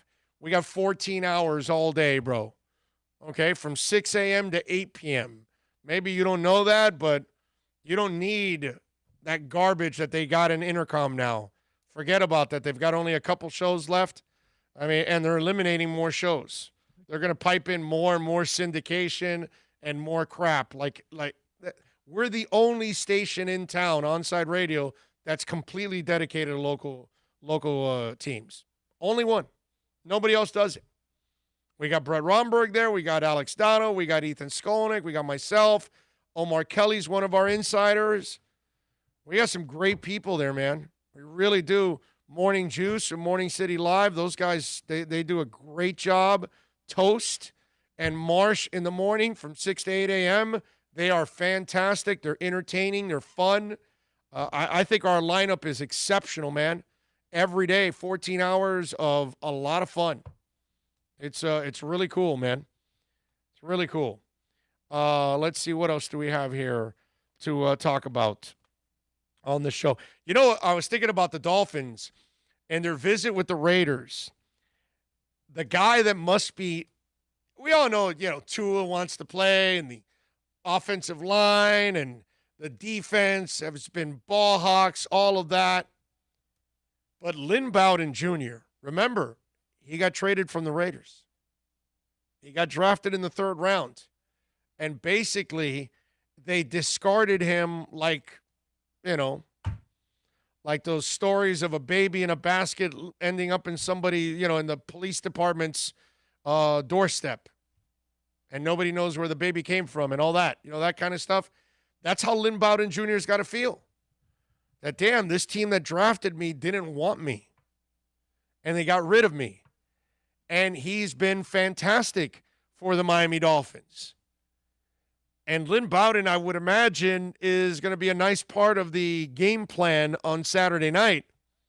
I was thinking about this. Can you imagine if Lynn Bowden actually has 100 yards against this team and scores a touchdown, maybe the game-winning touchdown? That would be pretty cool for Lynn Bowden. It'd be pretty awesome if he's able to do something like that and be able to accomplish that. I think that would be actually amazing for him. And, listen, we see this a lot when there's those moments that somebody wants revenge, and Bowden is a guy that might want to feel that moment like, okay, wait a minute, man, I need to send these guys a message that you guys, you gave up on me, and I'm going to show you that I was a good player. And listen to this, it's all karma for him right now because he was traded to a better franchise right now, a better team right now. He's traded to the team that's got a legitimate shot to go to the playoffs. He was traded away from the team that has no shot to get in the playoffs anymore. So for Lynn, he's already winning because the team that drafted him didn't understand him, didn't know how to use him. The team that traded for him, well, they understood how to use him. And so far, it's been a perfect marriage. Think about this. The kid that you traded for and added late is outplaying the kid you drafted. Okay? Because the Navy kid was supposed to be doing all this stuff. And he's not doing it. Interesting. Okay? Again, they're rookies. I'm not giving up on anybody or anything like that. Maybe the Navy kid comes back next year and is much more comfortable and becomes that weapon for them and all of that. But it's nice to see what Lynn Bowden has done, and I would imagine that he is the one guy out of that group that is dying for this game to happen. So pretty good stuff there for Lynn Bowden Jr. What else do we have here on did you guys see Josh Rosen ends up now in San Francisco? How about that? So he was picked up in Tampa, was on the practice squad. And apparently he had a couple of opportunities to go to another team's practice squad or something along those lines because they could offer you more money. But really the only way you could get out of there is by getting a spot on a 53-man roster. So the San Francisco 49ers were willing to offer him that, and he took it. And now he has – this is interesting because, look, I know we've had this conversation over and over again. I liked him as a passer coming out of UCLA. He just didn't have it here, couldn't figure it out. Doesn't mean he won't figure it out because we saw Drew Brees be useless for 3 years. And then in his 4th year, the light went on. So maybe that's what happens with Josh. But I got to give him and his agent a lot of credit because they understood the landscape of everything going on. Nick Mullins and C.J. Beathard are both free agents at the end of the year. Jimmy Garoppolo is basically on the hot seat because he can't stay healthy. He's fragile as hell. He can play. I'm not telling you he's a great quarterback, but, dude, he's a good quarterback. And you can win with a guy like that if you have a good team around him, but you can't count on him because he can't stay healthy. So he and his agent decide to take the San Fran offer because of all those elements. The 2 guys currently there, they're gone. The guy that's the normal starter, well, he's injury prone. What's guaranteed next year? That he's going to get injured And you, Josh Rosen, will get an opportunity to play. Now, there is a problem here, okay, for Josh Rosen. They're going to draft a quarterback.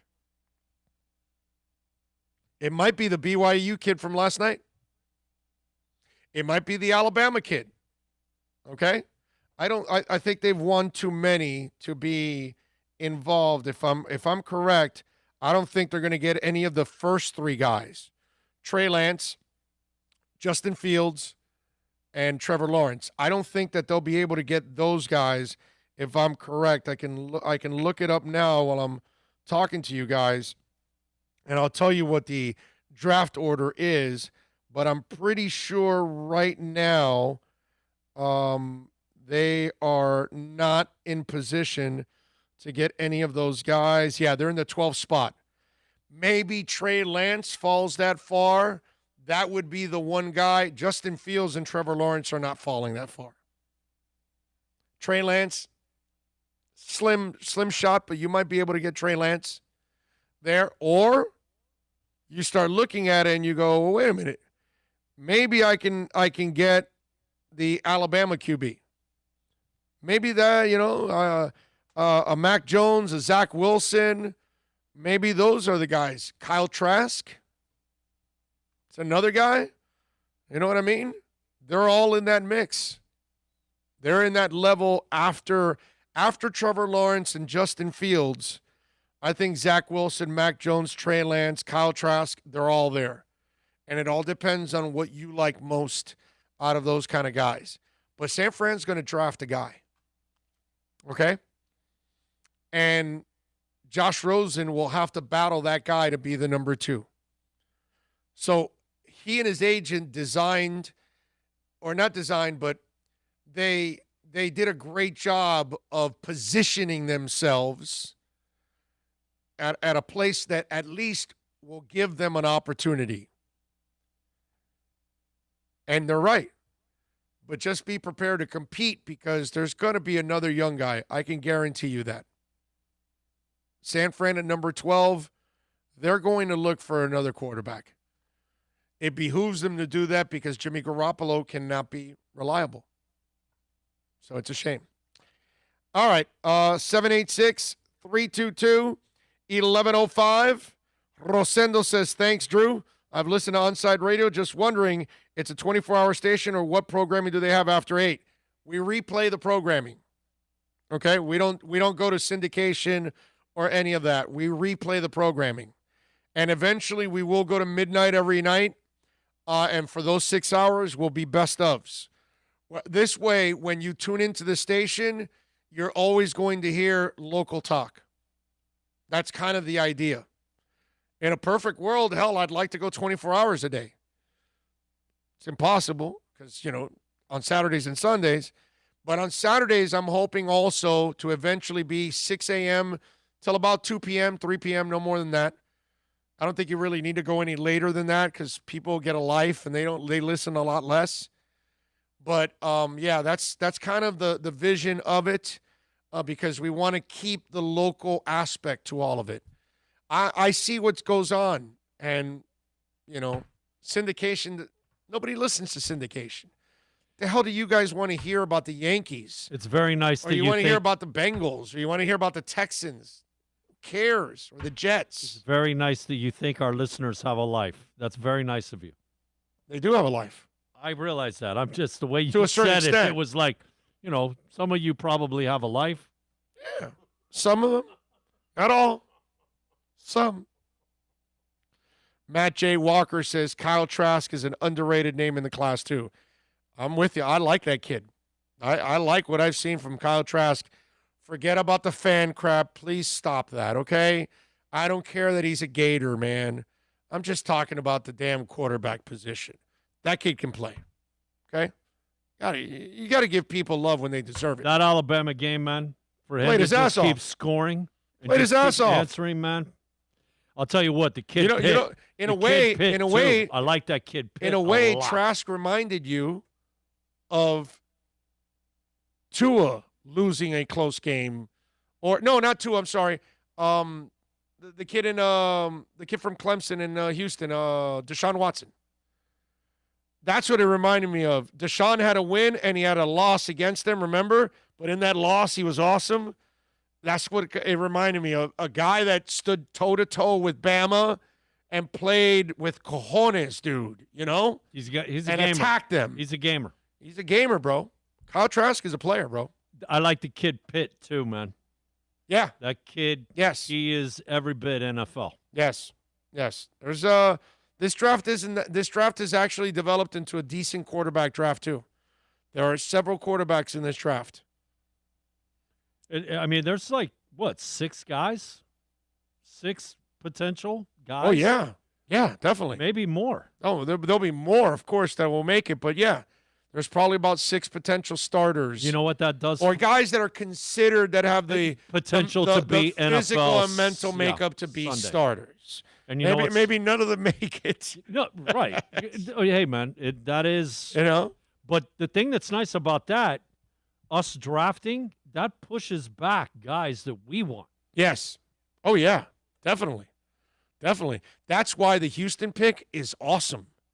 I think they're going to get the receiver they want. I think they'll be able to get the best receiver, whatever they feel.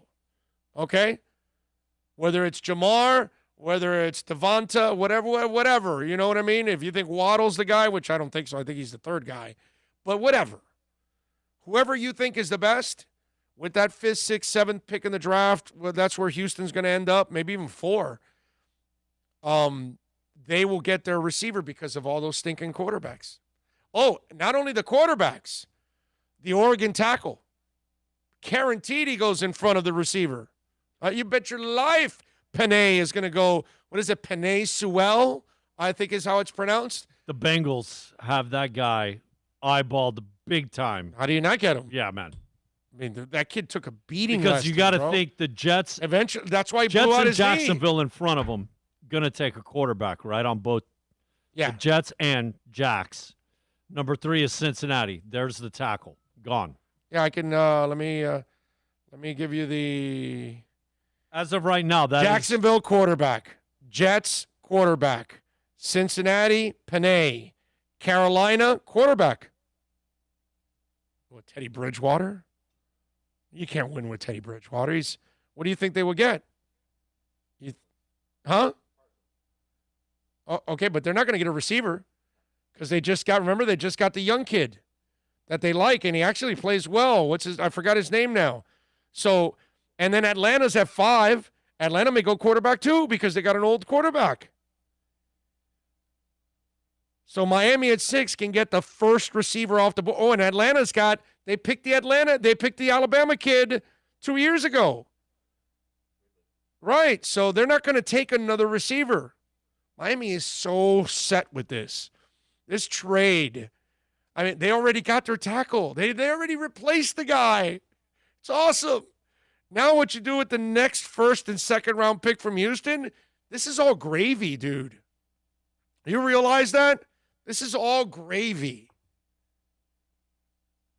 It's just, this may turn out to be the greatest trade in Dolphin history.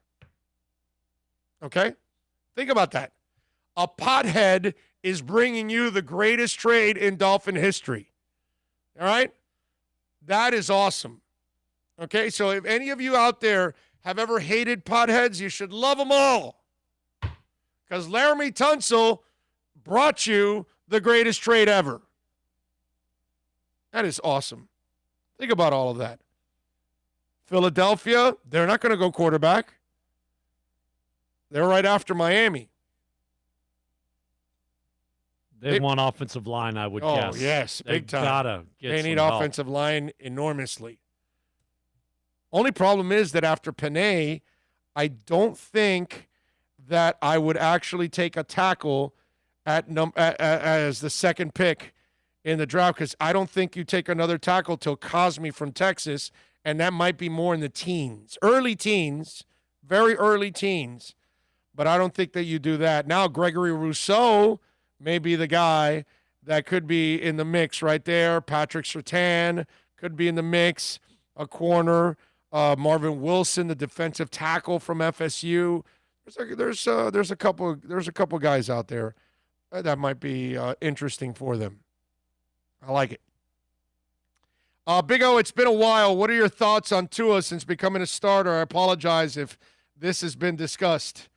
Yeah, Richard, it's been discussed. I like it, man. Just check the podcast. They're all there. You've discussed it very lightly.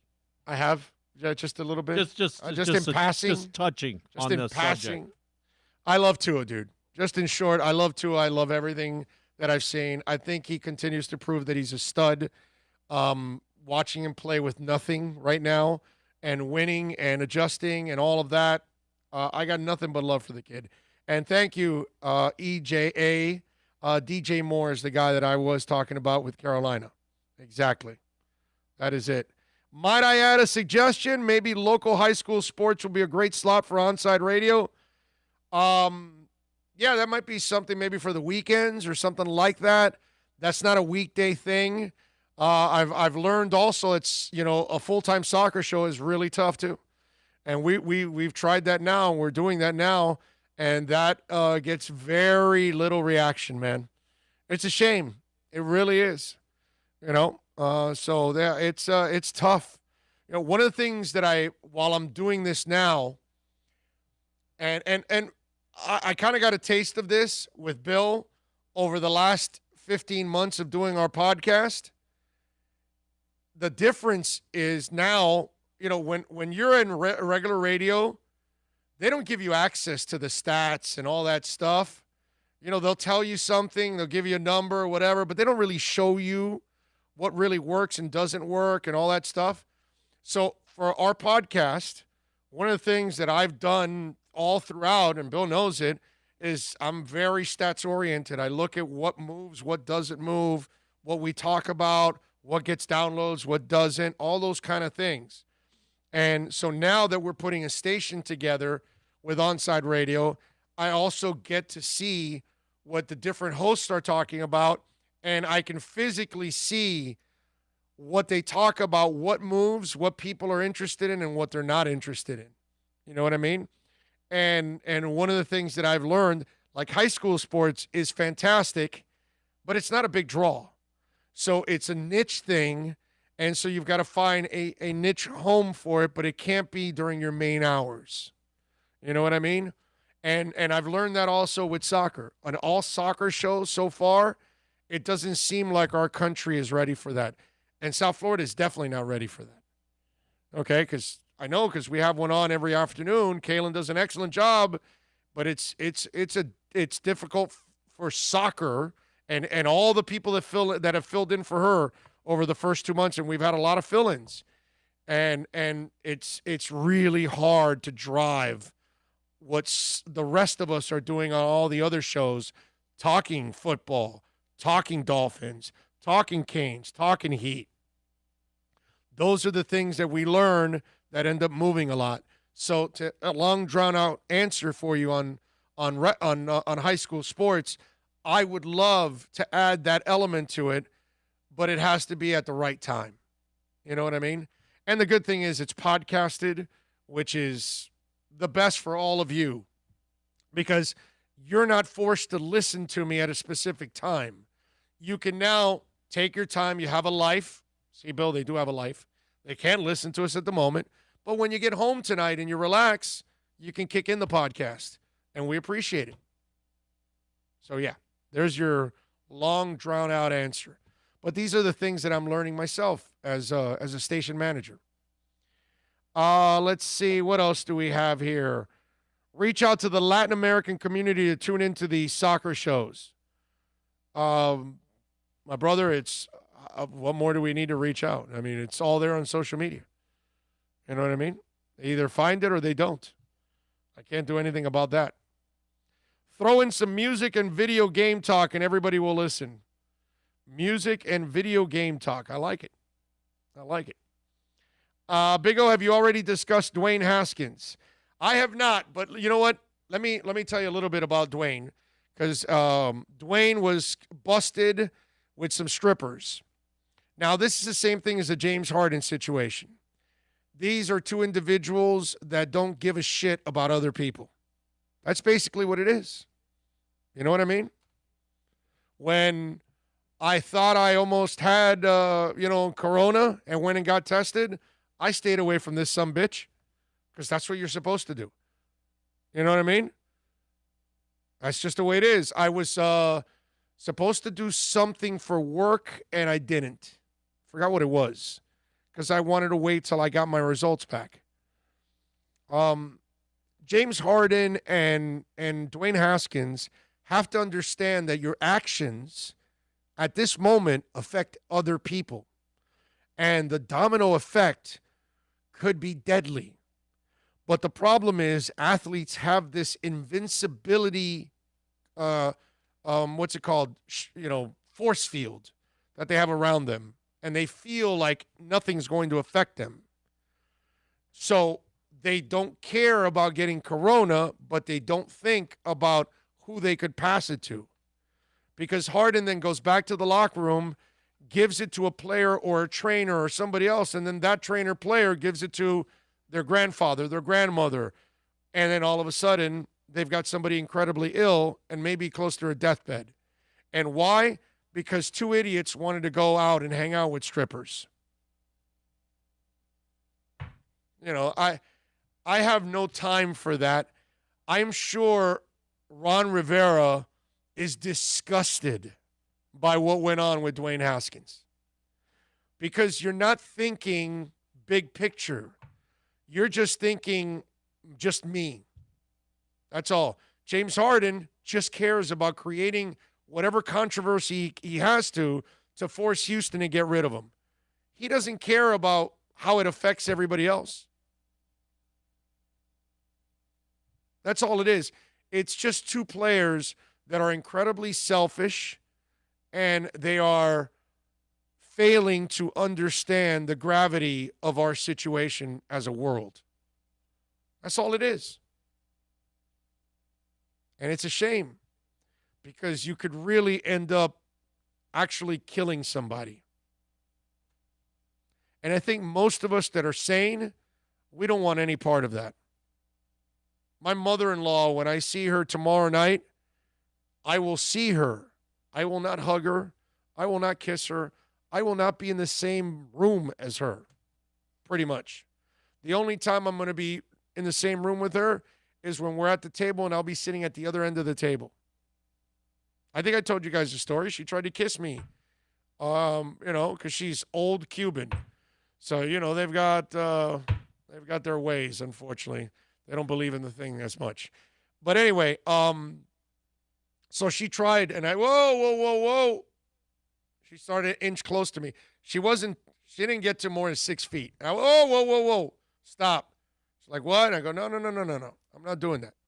I'm not kissing you. I'm not hugging you. I don't want to get close to you.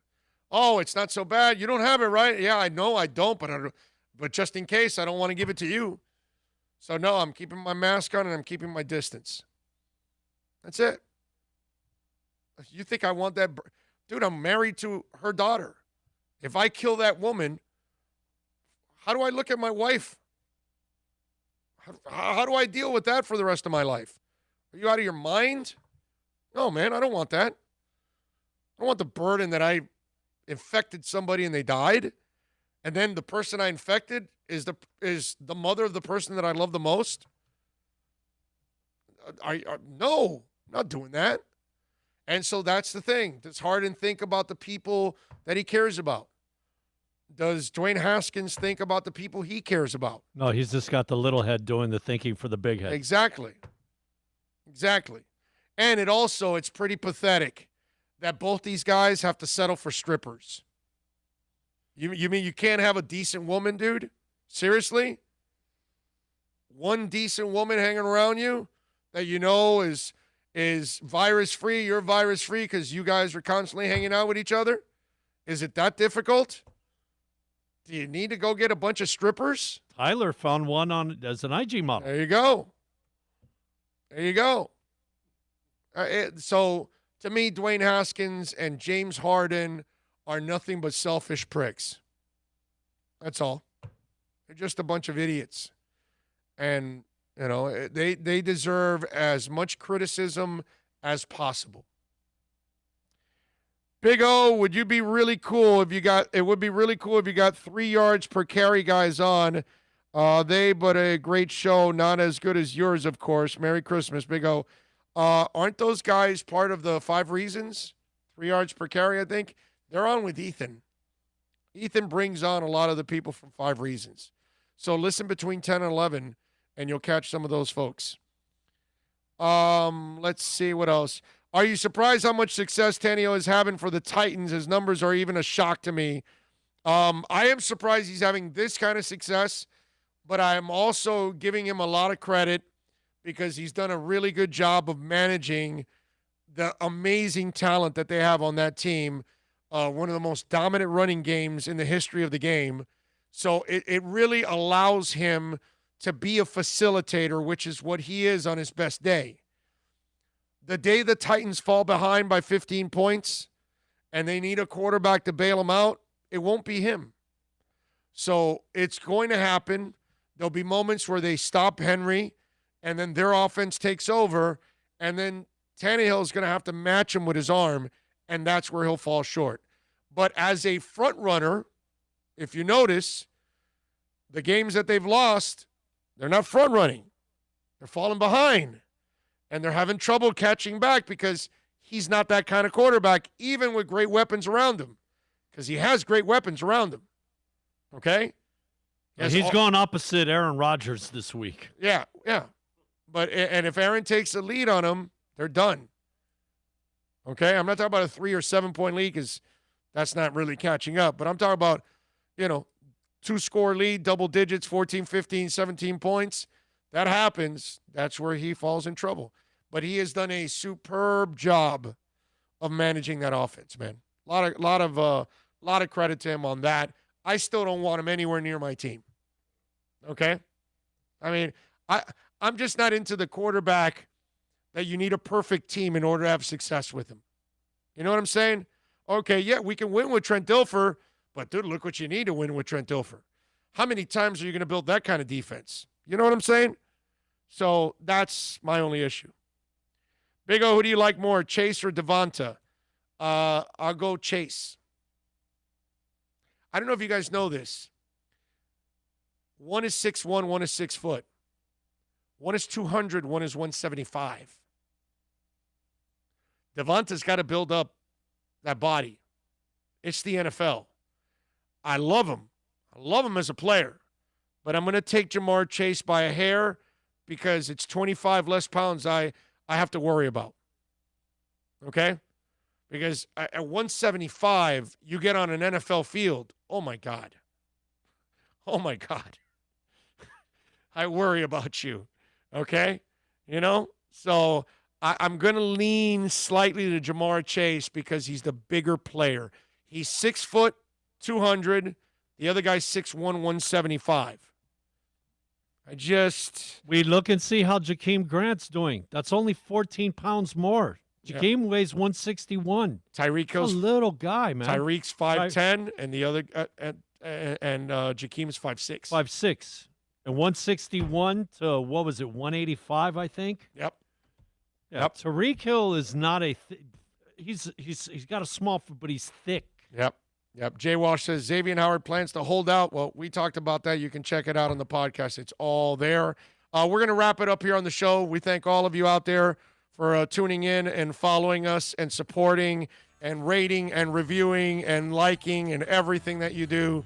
Thank you all out there. Bill, excellent work by you. We got to thank Alex Diaz, Drew Boo twice, Super Boom Shack, and Josh for sending in the Super Chats. Thank you all. What the hell? Super Chat. That took guts. We need guts. I told you I can totally Super Chat. So you think you got what it takes? You have no skills. This is permanent. Good job. I'm promoting you. You got a lot of problems, don't you? Take pride in that. Super Chat. Thank you all for dropping in, as always, and tuning in. We will see. Don't forget, by the way, Saturday night, we will have a Dolphin postgame show, okay, after the Raiders. We're going to be on, so make sure you tune in over at Onside Radio, onsideradio.com. Download the MyTuner Radio app and search Onside Radio and like it, lock it in. We'll be there on Saturday night. We're off tomorrow and Friday from Onside Radio. We will be tomorrow at Toyota Hollywood. Yep. We'll be out there around 1, 2 o'clock, something like that. We'll be on. So we'll have some fun. You all be good out there. Much love. And be safe. Merry Christmas if I don't see you. Yes, Merry